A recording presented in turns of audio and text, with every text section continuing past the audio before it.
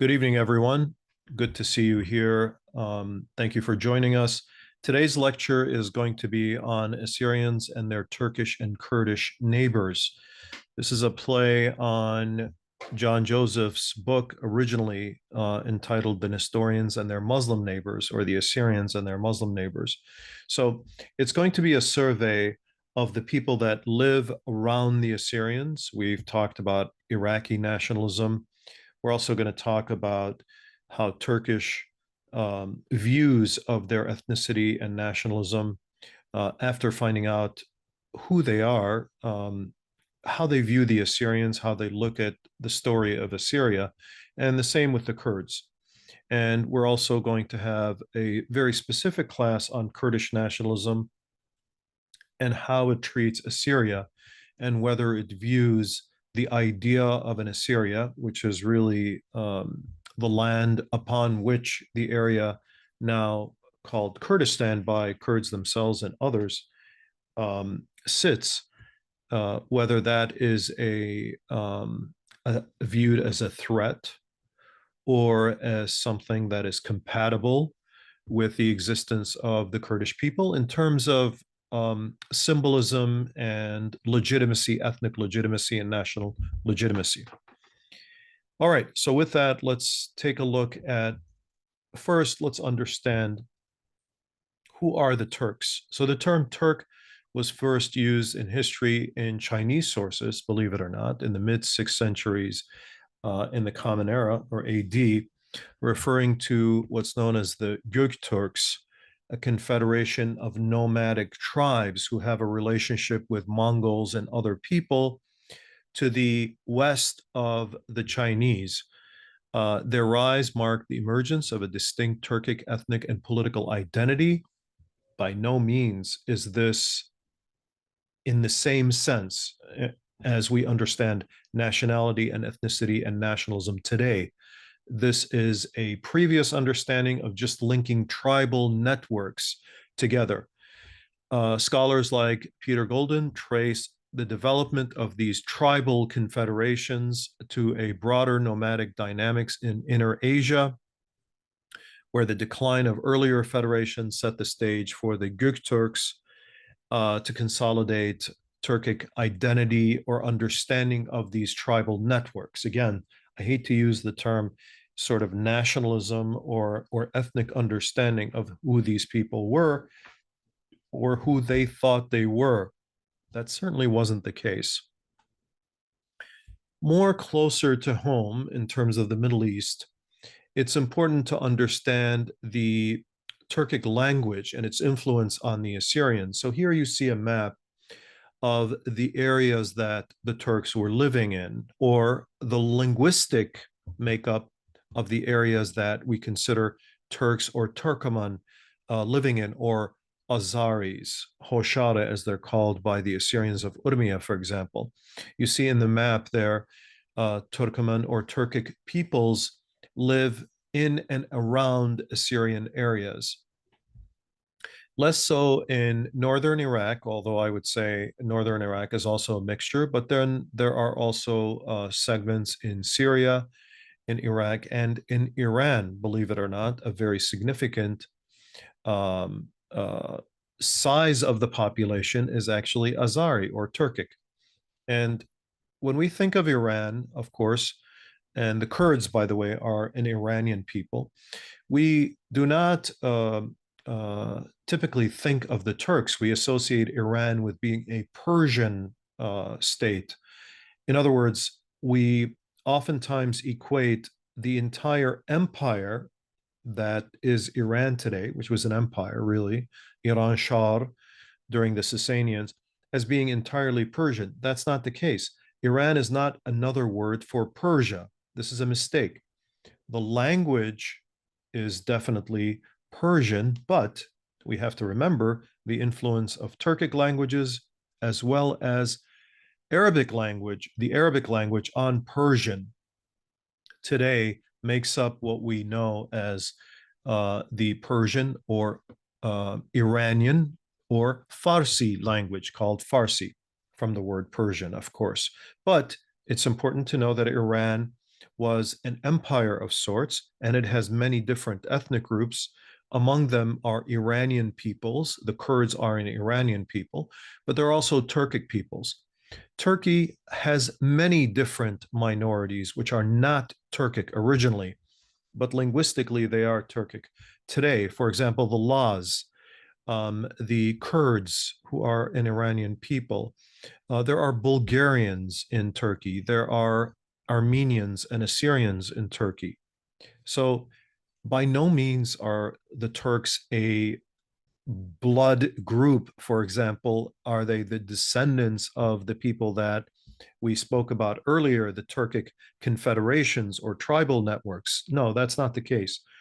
Many of them originally are inhabitants of this area known as Anatolia, and the Turks that came in Turkified, if you will, linguistically. And then we're going to talk about nationalism, how that proceeded to create an identity in this land called Turkey today. You can see linguistically and ethnically the area that is Turkey today. But it's also important to remember that there are large groups of Turks in the millions. There are Armenians, less so, and less so the case of the Assyrians, but where the Assyrians lived. And the Assyrians, of course, inhabited these areas for many, many centuries, just as the Armenians did, but more so the Assyrians, who had inhabited areas in Turkey for thousands of years. We have traces of Assyrian existence going back to over, I would say, 800 or 1000 BC, showing the existence of the Assyrians, their art, their architecture, their literature in these areas. Now, in terms of Iran, we also have the Turkic language spoken there, as you see in the upper left-hand corner, as you see Assyrian around Lake Urmia, but you also have Turkic people and you have Lurs. You have some Semitic people, Arabs in the south. You have Mazandarani people, you have Turkmen people, you have other Kurds, and then you have Persian, of course. Now, the Persians largely are a group of people that lived in the southwestern area of what is known in Iran. And they sort of dominated the politics of early Iran or the empire, but by no means is the entire country of Iran Persian. Let's talk about Turkish national awareness. Although there was an awareness of identity, of tribal networks, of tribal groups that were sweeping in from the east into what became Anatolia, or what became Turkey and Iran, ethnic awareness really did not exist as a dominant identity among the Turkic people that we know living in Turkey today until the 19th century. And it became central really after the collapse of the Ottoman Empire. Now, there are pioneers in this movement, and we can point them out as Ibrahim Shinasi, Namel Kemal, Shamsuddin Sami, and others who played an important role, culminating in the creation of this man we know as Atatürk, who became the father of Turkey. And this was the creation of the national awareness among the Turkic people that became the central kind of defining Turkish people of our times. We always equate Turkey as being kind of the epitome of Turkishness. That's not the case, though. That's the case when we talk about nationalism, but in terms of an ethnic group, it is spread all over Asia, from where Turkey is all the way to geographically until China.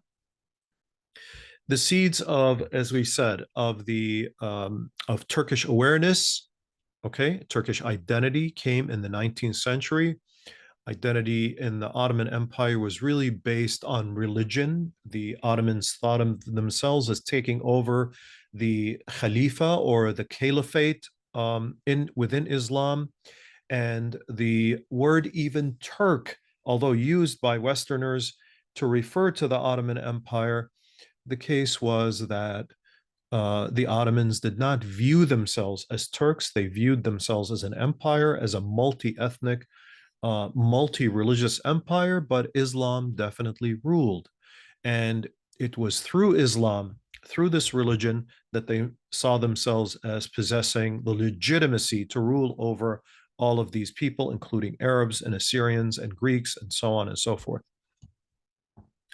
Now, the Tanzimat reforms or Tanzimat reforms of 1839 to 1876 introduced modern education and print culture into Turkey, and it's always very important. We've always stressed in this particular class how print culture transformed early societies into societies that understood their nationhood, understood nationalism from much more intellectual perspective. They understood their nationhood, not just their religious background. So early literary and linguistic focus paved the way for this nationalism. It was very important. And Turkey having relationships and being close to a lot of European nations where nationalism originated, picked up these ideas. And there are these key figures. Namik Kemal is one of them, who pontificated, who argued for Turkishness to become an important part of what was the Ottoman Empire and what later became Turkey. Here you have, of course, an early understanding of these various nations that comprised the Turkish nation, and this is viewed as Pan-Turkism or Turanism, looking at the entire kind of makeup of all of these Turkic peoples. And the Turks, of course, claimed in theory this entire area as being an empire of sorts of the Turkic people, and considered Mongolia to be a part of that, Turkmania, Uyghurs, and so on and so forth. It's not just what is called Turkey, but all of this entire Asian continent comprised of Turkic peoples. Kind of a dream, kind of an unrealistic dream, but this is definitely perceived by supporters of people like Atatürk, who was an early nationalist figure. Now, the Committee of Union and Progress presents a very important historical moment in Ottoman history, not just because they were behind the horrendous Assyrian and Armenian and Greek genocide, but they're the ones who really embraced nationalism and sought to impose it. And it's, of course, Turkish nationalism, and sought to impose it over the entire empire. Because remember, a lot of these people were not even really Turkish per se. They were Bulgarian, they were Georgian, they were even Armenian, who became Turkified in essence, or even Kurds, who became Turkified and carried on this nationalism. So if you're checking them, and I'm entirely against this, but if we say genetically, for example, are they really Turkic? Are they really descendants of those people who came sort of swept westward from the area where the Turkish tribes lived? We can find very little in them to say that they are Turkish, but this is not the important part. The important part is they became Turkish, they adopted this nationalism, and they sought to impose it on others, and those who rejected it, they sort of transformed into inferior people, such as the Arabs, the Assyrians, of course. The Armenians were viewed as treacherous by these groups and a threat to Turkish nationalism. And of course, Mustafa Kemal Atatürk, who became a very prominent figure, he institutionalized this Turkish nationalism. He abolished the caliphate. He created a modern state. He introduced language reform. He turned the Turkish language, which used the Arabic script, into a Latin-based script. In other words, modernizing the language, as if that really modernized it. But he defined Turkish identity as secular identity, not really religious. Islam was not a part of it. And so was created the civic, very strong, some would say, paranoid or virulent Turkish nationalism and Turkish identity. And these were the people who originally began this. Among them was Talat Pasha, the architect of the Armenian and Assyrian genocide, regrettably. Among the early nationalists was Mehmet Ziya Gökalp. Uh, this person understood Turkism or Turkish nationalism as not really racial or ethnic or geographical or even political, but understood it as individuals who share a common language, religion, morality, and aesthetics. That is to say, who have received the same education. So, what does this mean? This means that you could learn to become Turkish, according to Gökalp. This means that you could become a Turk, in effect. That's not the way most nationalists see it today. They see simply as people being Turkish and espousing Turkish nationalism or Turkism, you could say. But this is the way this figure viewed Turkism. He viewed it in terms of, or Turkish identity, he viewed it in terms of becoming educated as to your Turkism. So he laid out three echelons, three lines of thinking of Pan-Turkist identity that envisions Turks in the Republic of Turkey, which really was what's left over of the Ottoman Empire, a nation according to cultural and other criteria, remember education, Oghuz Turks, who are the Turkomans of Azerbaijan, Iran, and other places who essentially have one common culture, which is the same as that of the Turks of Turkey, but they're different. All these four forming Oghustan, called, of course, by Mehmet, not by others, distant Turkic speaking peoples such as the Yakuts, the Uzbeks, Tatars, and others who possessed a linguistic and ethnic unity with the Turks and therefore had an affinity, but not identity with Turkish culture. In other words, we don't see as Tatars and others, Huns, for example, linking themselves with modern Turkey, but they share some kind of a Turkic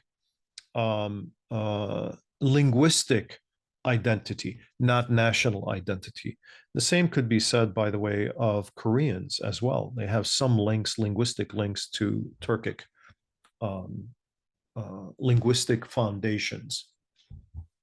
So, in summary, the inclusive Ottomanist thinking, which was espoused by Namik Kemal and Ibrahim Shinasi, the assimilationist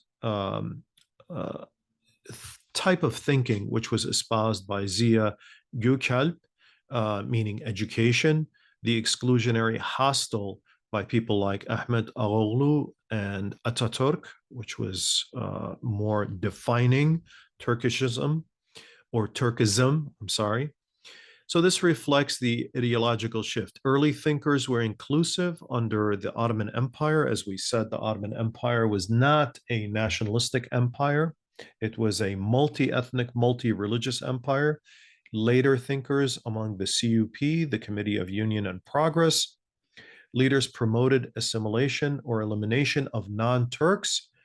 Education became very important, and the Republic institutionalized cultural homogeneity or homogenization, excuse me. I don't know why I have trouble saying that word, maybe not enough coffee. So today, more Turks identified as non-believers. Fewer are devout, although the idea was that there was a growth in Islamic sentiments a few years ago.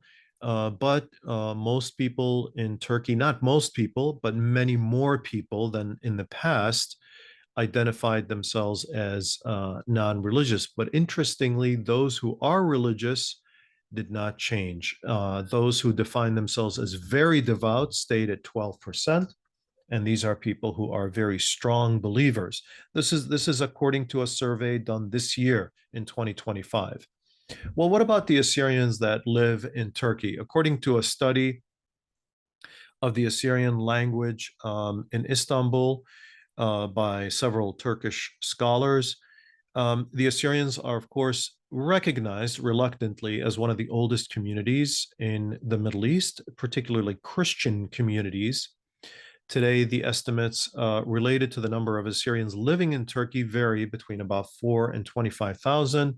There is a sizable community of Assyrians, mostly belonging to the Syriac Orthodox Church, that lives in Istanbul, which is not their native area, but who have migrated there. Many of them are jewelers, for example. They share a common profession. They also live in areas like Mardin, which also has many jewelry shops that you can visit. And Mardin is traditionally an ancient Assyrian town, which is, of course, inhabited in a very small part by Assyrians that are left there, members of the Syriac Orthodox and Chaldean community, as is Diyarbakir. The Assyrian community can be said to be deteriorating in number in Turkey. The Assyrians are not in any way a sort of political or even symbolic threat in Turkey, but still, it's important to know that there's separation between the current existing Assyrians, who are often referred to as Suryani in Turkish, Assyrian in English. When it's translated as Assyrian. But there is a difference between Assurlar, which is the ancient Assyrians, and the Suryani, which are the modern Assyrians, or the people who are Christian. So oftentimes this is misunderstood as a completely separate ethnicity. That is not the case. The Suryani or the Assyrians of today are really linked by linguistic, by demographic, and by cultural characteristics to the ancient Assyrian people. A first in Turkey is that there were 29 graduates of the Syriac language, Lishana Suryaya, and this was really a first time because unlike previous times, the language was really discouraged. But according to one of the people who is a deacon, Adam Kushkun, he definitely strives to preserve the language in the area of Tur Abdin, and is almost single-handedly doing it, but he's doing it in cooperation with the church. But he has taken on this responsibility, and Adam is a great person who seeks to protect his community by protecting its culture. There is trouble, of course, from people in the area, largely from Kurdish people, being a threat to the people of Tur Abdin. And this is an ongoing problem that will be discussed in more detail at other times. There is somewhat of a more accepting or supportive role on the part of Turks of Assyrians, and George Aslan, a Turkish Assyrian MP, strives to press for Assyrian rights, whether they are linguistic rights or ethnic rights in general. And there has been a bit of movement in that direction, but still, there's a long way to go in Turkey to accept Assyrian rights, to accept, for example, that there was horrendous genocide against the Assyrian people who lived in the hundreds of thousands in Turkey and who suffered many deaths. We still have a long way to go. But certainly George Aslan being in the parliament is really a very important factor for pressing for further understanding and for the need for Assyrians to have their rights. There's also acceptance on the part of many intellectuals, although many of these don't live in Turkey, of the genocide and particularly the the Armenian genocide, but also the Assyrian and Greek genocide. And this awareness is growing, but it is a slow process and certainly not accepted by the government, but a person like Taner Ekcham, who's a professor now at Clark University in the United States, is someone who has written many books. And as a Turk, he is definitely accepting responsibility, not on behalf of the entire Turkish nation, of course, but as a Turk who grew up Turkish, he definitely is probing, asking the questions, and accepting the fact that the Turks had a responsibility in the massacre of Assyrians, Armenians, and Greeks. So if we have an overview of what is the perception of the Turkish people who have come to settle in Anatolia, where the Assyrians had lived, where the Armenians had lived, specifically with regard to the Assyrians, we would say that the Turkish establishment tends to treat Assyrian ruins as archaeological and historical artifacts. This is ancient Assyria, rather than as markers of a continuous Assyrian presence. The link is not made. The link is, in other words, not connected between what they term Suryani or even Asuri and Assurlar, ancient Assyrians. The narrative emphasizes the pre-Turkish past in abstract terms while downplaying the connections to modern Assyrians. So you have your tourist centers, you have your religious centers as Suryani, and the two aren't really connected. The tourism belongs to Turkey.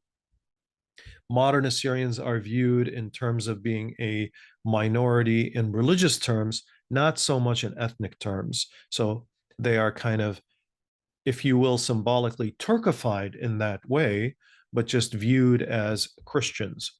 Ruins connected to Assyrians are rarely presented in ways that reinforce a living Assyrian heritage. And this is important to know because this was the same in Iraq. Iraq viewed the Assyrian ruins, ancient Assyrian ruins, as not necessarily belonging to a living people, but belonging to it as a state, the state of Iraq.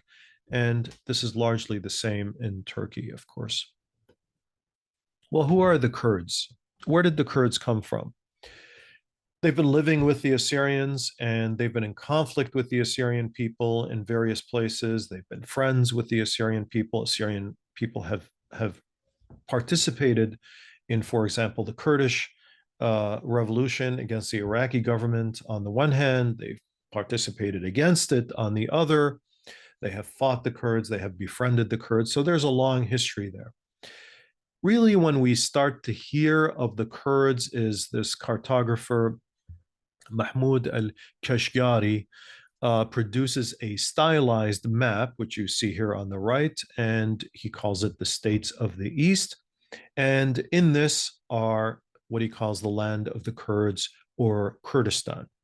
And this is the first time, and it's in the 11th century in the Common Era. There is no such thing as an ancient Kurdish person, certainly not pre-Christian.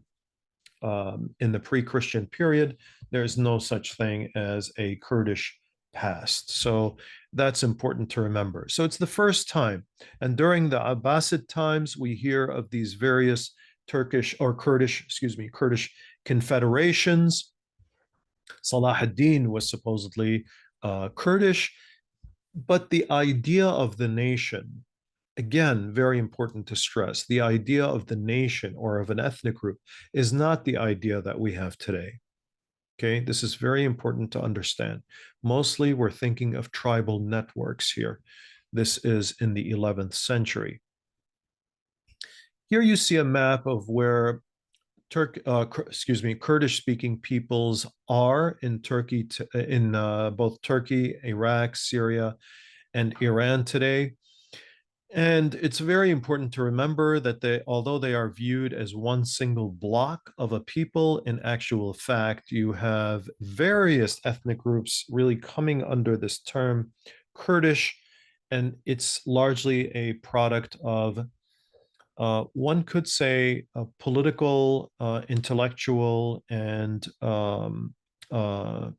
social construction by various intellectuals who are Kurdish nationalists. And we'll see how this plays out in their writing and in their understanding of history.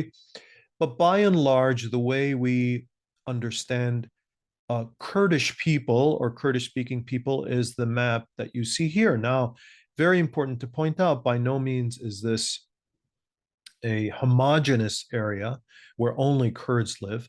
This is an area where Kurds inhabit, where there are other people also inhabiting. Very important to know that.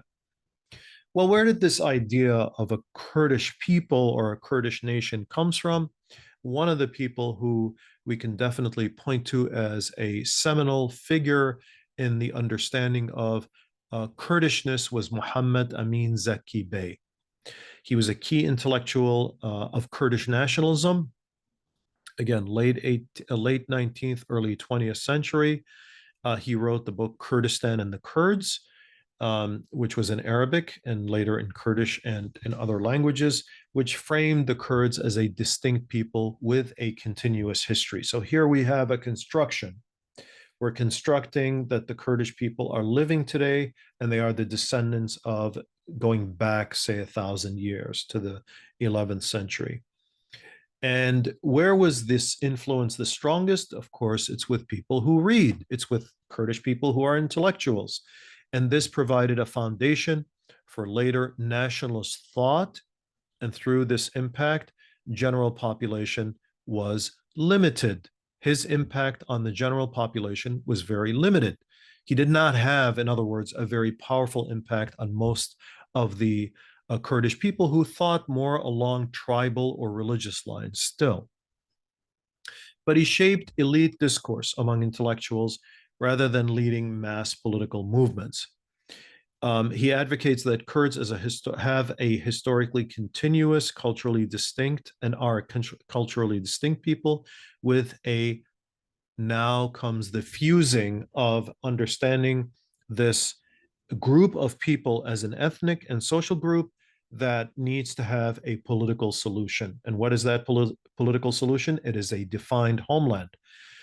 So this was provided in his History of the Kurds and Kurdistan in 2 volumes, Dar Islamic Publishers in Baghdad, Tarikh Kurd u Kurdistan, published in Kuramanji and in other languages. Now, again, when we say Kuramanji, that's one language among the Kurds. And when we say Sorani, that's another language. And there's Zaza, for example, and so on and so forth. These, by some sociologists and some ethnologists, are thought to be separate peoples, but they come under this term Kurd.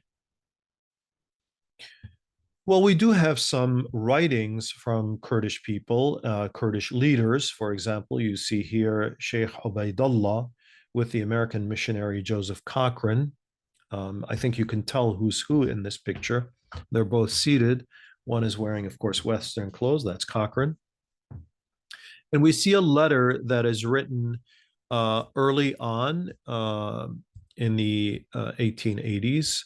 And we are told that the Kurdish nation, by Sheikh Ubaidullah, the Kurdish nation consisting of more than 500,000 families, is a people apart. Their religion is different and their laws and customs distinct. We are also a nation apart. We want our affairs to be in our hands so that in the punishment of our own offenders, we may be strong and independent and have privileges like other nations. This is our objective. Otherwise, the whole of Kurdistan will take the matter into their own hands, as they are unable to put up with these continual evil deeds and oppression which they suffer at the hands of the Persian and Ottoman governments.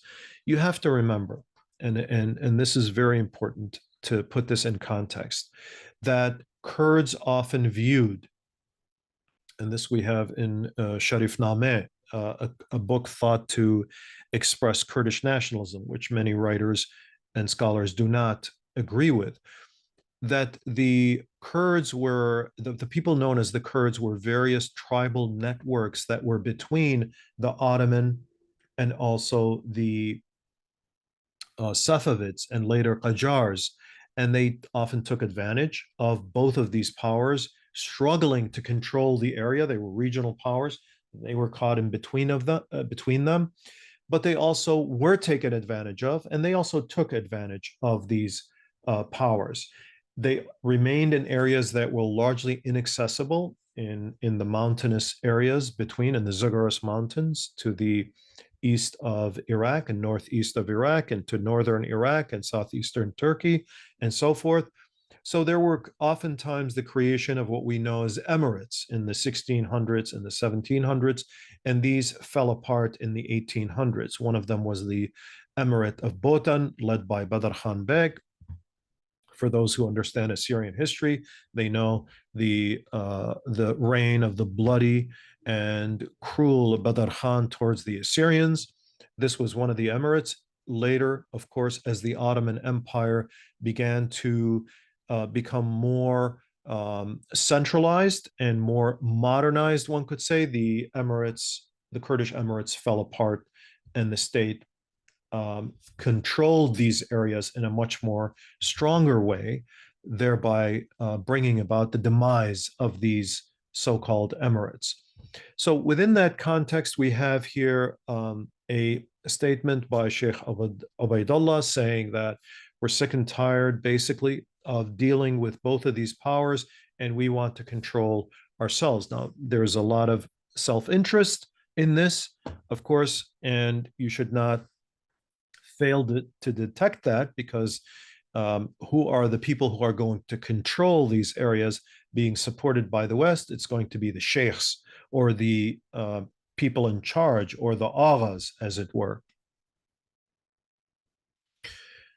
Now, the intellectuals among the Kurds, and among them an author that taught Kurdish language at Harvard here, Mehrdad Izadi, who's been criticized a lot.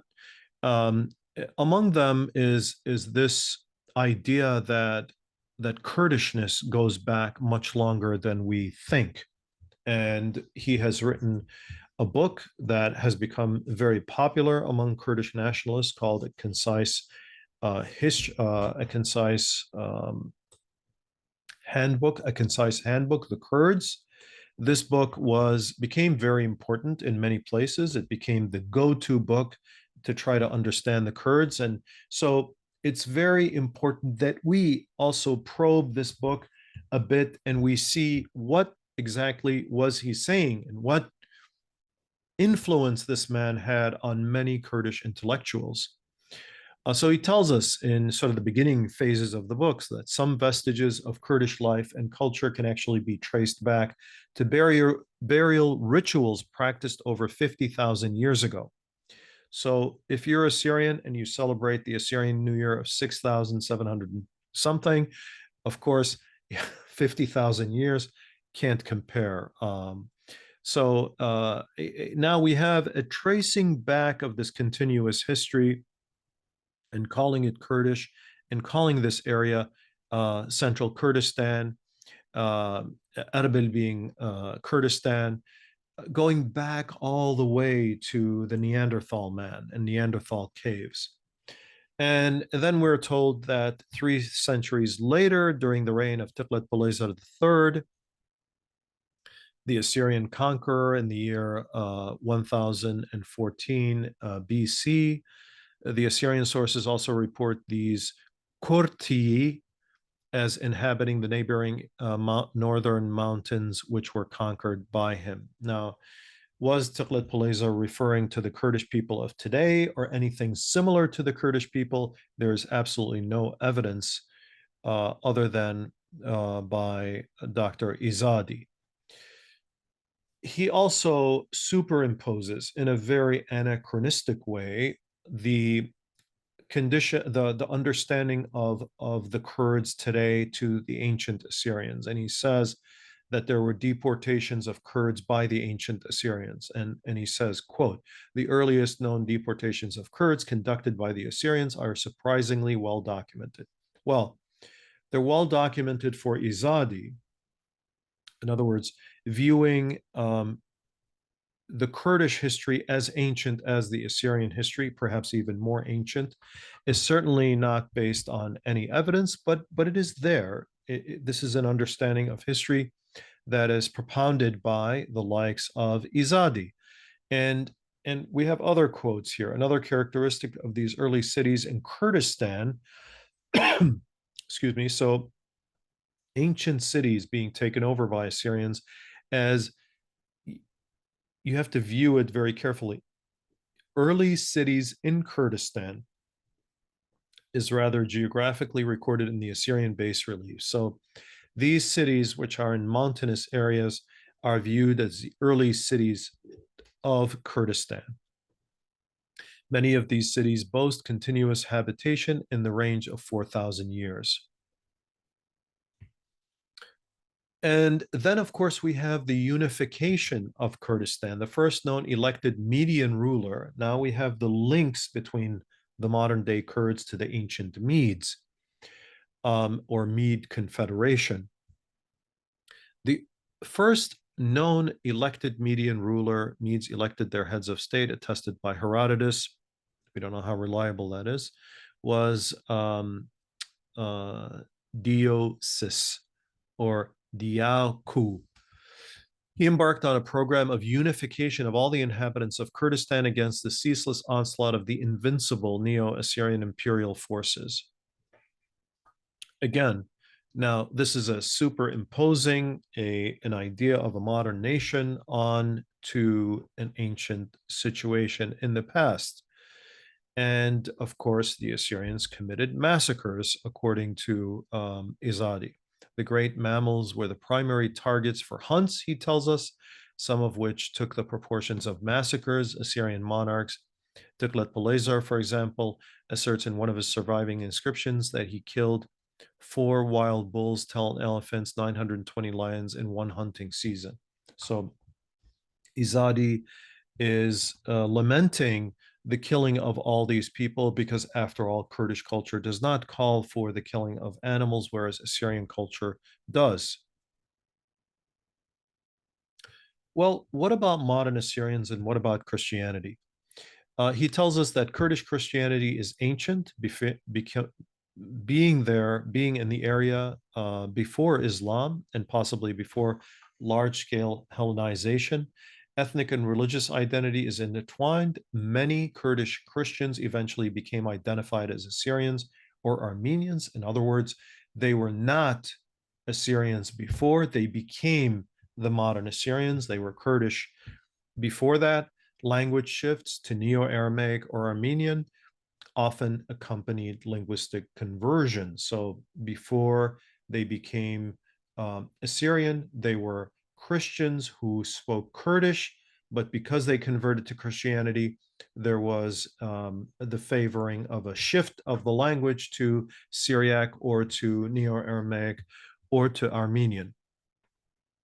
Remnants of Christian traditions still survive in Kurdish culture today, meaning that the various traditions that Assyrians of the mountains of Hakkari had, for example, are really Kurdish, but they are surviving today among people who are Christian and they call themselves Assyrian.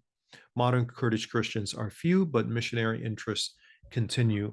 And of course, complementing what Izadi has said, it's important to know that there is a great deal of interest among Kurdish Christianity, and there is some growth of this Christianity, although it is very, very limited now in the area of the Kurdistan region in Iraq specifically. Less so, meaning it's the phenomenon is much less in, for example, in the Iran, Kurdish areas, or Syria, or even Turkey. Well, one thing that one must give credit to Izadi for is his view of Simko, unlike many Kurdish writers, many Kurdish thinkers, many Kurdish intellectuals and nationalists. He tells us that with the encouragement of the mullahs and sheikhs, the Shakak tribal chief Ismail Agha Simko, before his execution by the Iranian monarch Reza Shah in 1930, carried out enough atrocities in his 15-year political life to place him alongside such historical villains as Attila the Hun. In one instance, Simko persuaded the Assyrian minority of northern Kurdistan to send him a delegation to reach a mutual entente. He then treacherously killed every single member of the peace party, including the Assyrians' most revered patriarch, Benyamin Shimon. Then, over 90 years of age, of course, this is wrong. Benyamin Shimon was 33 years.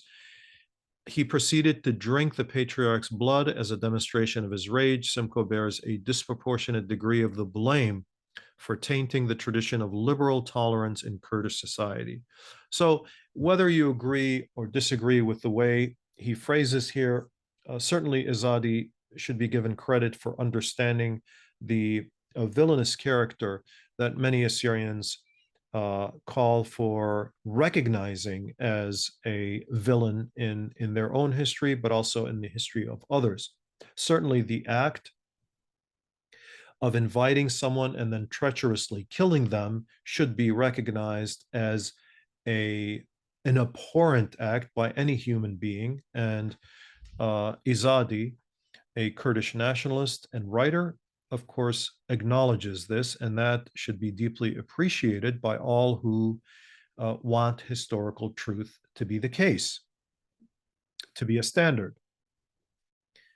But of course, Simko is not recognized as a villain by many in the Kurdistan region of Iraq. For example, here we see a building that features his image in the center next to Mullah Mustafa Barzani and other Kurdish recognized Kurdish figures, and it is deeply regrettable. Well, Izadi is not the only one to argue an absurd history. Soran Hamarash writes all kinds of absurd stuff, and this is, of course, I don't want to spend too much time on this individual because although he is popular in many circles, social media circles, is a sort of a popular historian. He is also chastised by many Kurdish intellectuals as being absurd, but he writes things like this, like Kurds are not Sumerians, Sumerians were Kurds. The first written laws were Sumerian. This is why anything Sumerian is undoubtedly Kurdish. So, and there are many others who talk like this. He's espoused this type of thinking that the Kurds go back in time. They are more ancient than the Assyrians, and they are responsible for everything, including law and order and society and civilization, and so on and so forth. So much absurd stuff that unfortunately it's been picked up by social media and is out there. And this is one of the things that Assyrians view as a threat because it really damages, in effect, for many people, their own history and challenges it and delegitimizes it when it is supported by the overwhelming majority of scholarship in the world. But there are others, much more subtle, such as Sabri Atesh, who blames the Assyrians for doing various things in history and blames them really for becoming the victims of the genocide. He tells us, for example, that Marshamun also sided with Nurullah's nephew Suleiman, who was competing with his uncle for leadership. Now, this is, of course, a discussion of the massacres of Badr Khan of the Assyrians, where he massacred over 10,000 Assyrians in 1843 and 1846. And the Assyrians, unfortunately, were not as united as they should have been in the face of that threat. But he tells us in a kind of a realigning of historical facts, he tells us that faced with this assertive independence by the Assyrians, increasing Assyrian attacks on Muslim villages and mosques, and the American missionary Dr. Grant's building a fort-like house in the Tiari district, none of these things are true, of course, but this is a person who teaches in the United States and who is at the Southern Methodist University and who's espousing these very, very wrong, factually wrong historical episodes. In the ensuing confrontations, large numbers of Assyrians were slaughtered and many were forced to leave the region. It would not be far off the mark to suggest that this event and the well-publicized atrocious massacre of Badr Khan Bey, as one of the observer called them, started a chain of anti-Kurdish European sentiment and stereotyping that would be repeated by almost all travelers and diplomats to the region, and would play a crucial role in the Kurds being left out of post-World War I negotiations and consequently without a state. So blame the portrayal of the massacres, not the massacres themselves, on the Kurds, and you have the Kurds suffering a bad reputation in the Western world and not being supported to get their own state. So a very twisted understanding of history that has no place in academics, really, anywhere in scholarship. And it is regrettable that this person is a professor of history. And he also tells us that the Assyrians were really very aggressive and kind of had it coming to them, as it were. The Ottoman administrators were of a different opinion, considering the fact that Assyrians had never submitted to the Ottoman Empire before. This is not true, of course. Badr Khan suppressing them was not unwelcome, meaning the Ottoman government agreed with the suppressing of the Assyrians by this Kurdish emirate leader or emir. The governor of Erzurum, Kemali Pasha, for example, noted that British and American influence, along with Iranian interference, had led the Assyrians astray, encouraging them to pillage villages and turn mosques into churches, for which Badr Khan Bey took the necessary measures of suppressing them. Again, absolutely false history. There is no evidence whatsoever to say that the Assyrians were the ones, Christians were the ones that took over mosques and converted them to churches. Certainly, there is no historical, no archaeological, and no textual evidence for it. So it is, again, regrettable. This type of history is very ruinous, intellectually ruinous, and poisonous, and causes not only misunderstandings, but conflict among people.